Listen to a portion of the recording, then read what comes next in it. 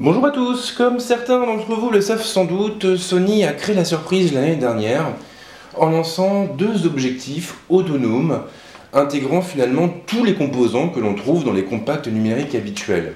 Ces deux objectifs, c'est le QX10 et le QX100. Je n'avais pas encore eu l'occasion de les tester et justement, Sony m'a envoyé un QX100 pour que je puisse me faire la main dessus. Avant d'aller plus loin, on peut prendre le temps de rappeler les spécifications techniques de la bête. Donc dans le QX100, on va déjà trouver un capteur Exmor R de 20,2 millions de pixels, ce qui est quand même assez dingue. On aura le droit également à une puce de traitement Bionz. Donc ça, c'est une puce que l'on retrouve dans la plupart des appareils photo numériques produits par Sony. Au niveau de la sensibilité, on sera entre 160 et 6400 ISO en mode normal, mais on pourra monter jusqu'à 25600 en mode étendu.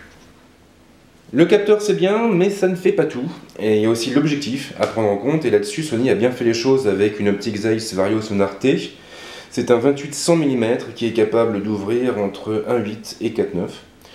On a aussi un stabilisateur optique Steady Shot, donc ça sera sympa quand on voudra filmer ou même prendre des photos à main levée. Et puis après, il y a aussi du Wi-Fi, du NFC, un port pour carte micro SD, SDHC ou SDXC, et un port micro USB 2.0.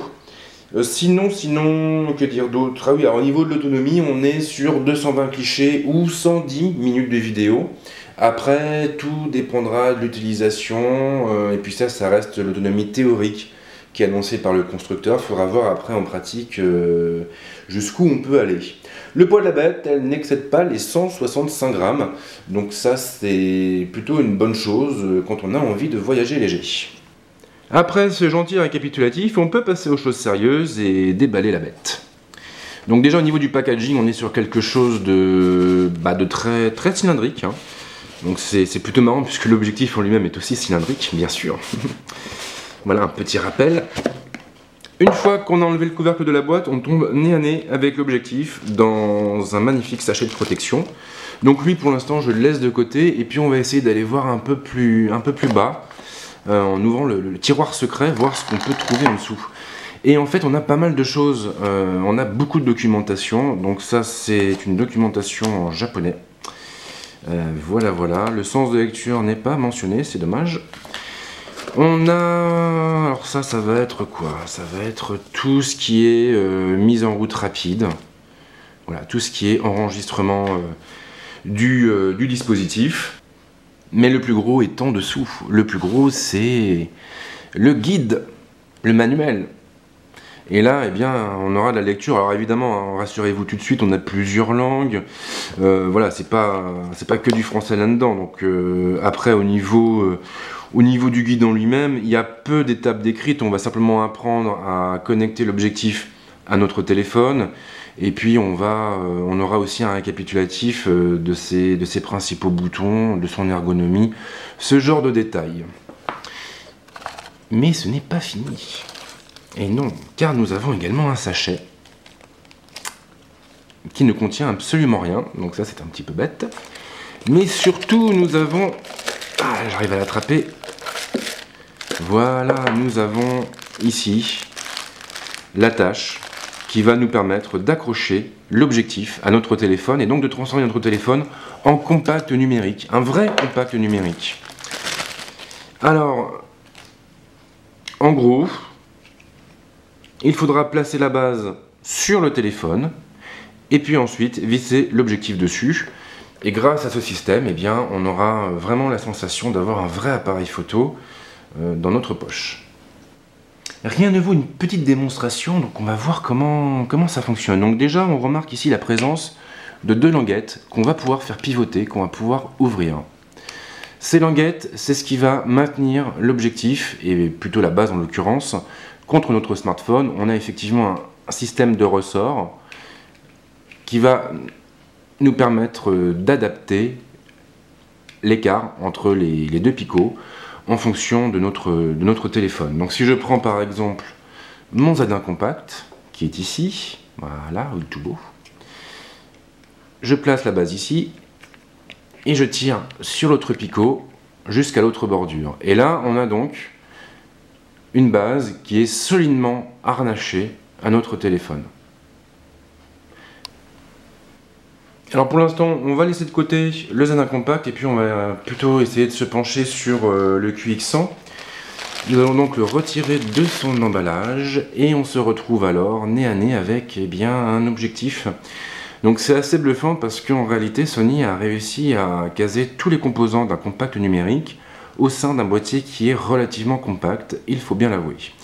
Sur la face de l'objectif, comme sur la plupart des objectifs, on a un rappel du constructeur, on a la gamme de l'objectif et puis on va dire ses spécifications techniques, ses spécificités et donc sa distance focale et son ouverture.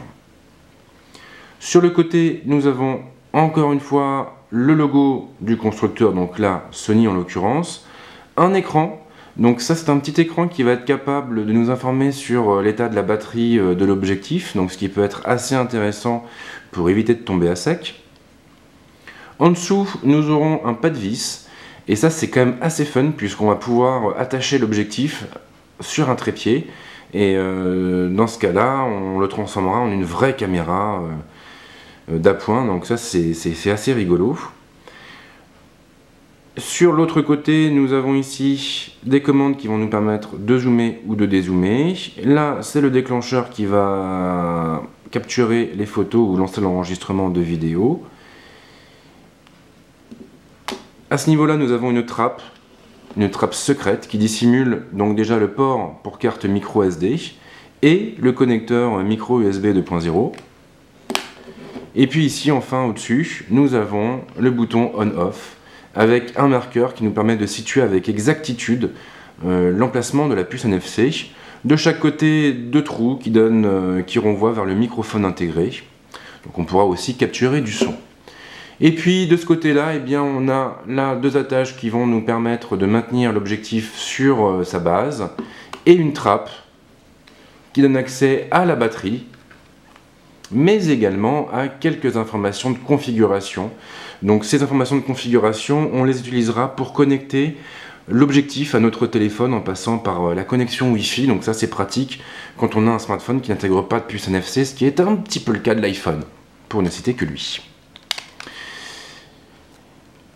Si maintenant j'allume l'objectif, petite LED verte et hop, on a l'objectif qui sort. Donc là on est sur un gabarit qui est quand même un poil moins compact. Ce qui est drôle, c'est que Sony a gardé la fameuse bague qu'on retrouve sur certains compacts numériques et notamment sur le RX100 que j'ai eu l'occasion de tester aussi et qui est un compact numérique vraiment intéressant et assez surprenant d'ailleurs.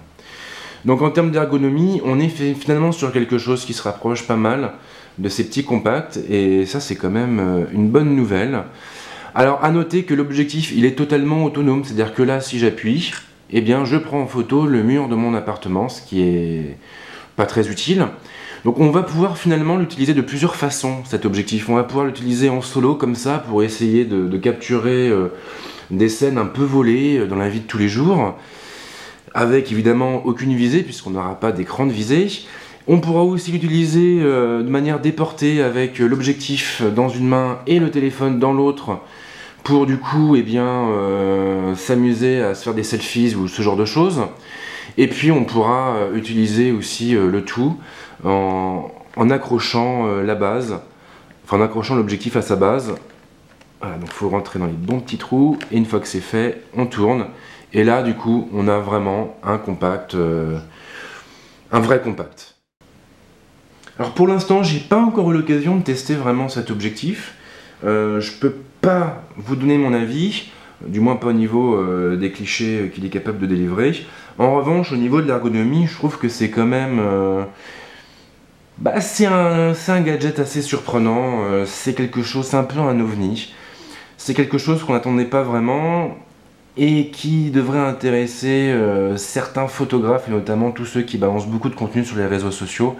Parce que clairement, dans ce petit boîtier, on aura un appareil équivalent à un RX100 qui est déjà excellent. Donc tout ça couplé à la connectivité de notre smartphone. Donc si vous faites beaucoup d'Instagram, beaucoup de Facebook, là vous aurez effectivement de quoi faire. Donc voilà pour cette première vidéo de déballage. Je vais maintenant m'amuser un petit peu avec le terminal, avec l'objectif, le prendre en main, et je publierai une vidéo dans à peu près une semaine et demie, qui sera plus complète et qui vous montrera finalement comment fonctionne l'objectif et ce qu'on peut faire avec. En attendant, si vous avez des questions, les commentaires seront là pour ça, bien évidemment, et moi je vous dis à très vite pour une autre vidéo.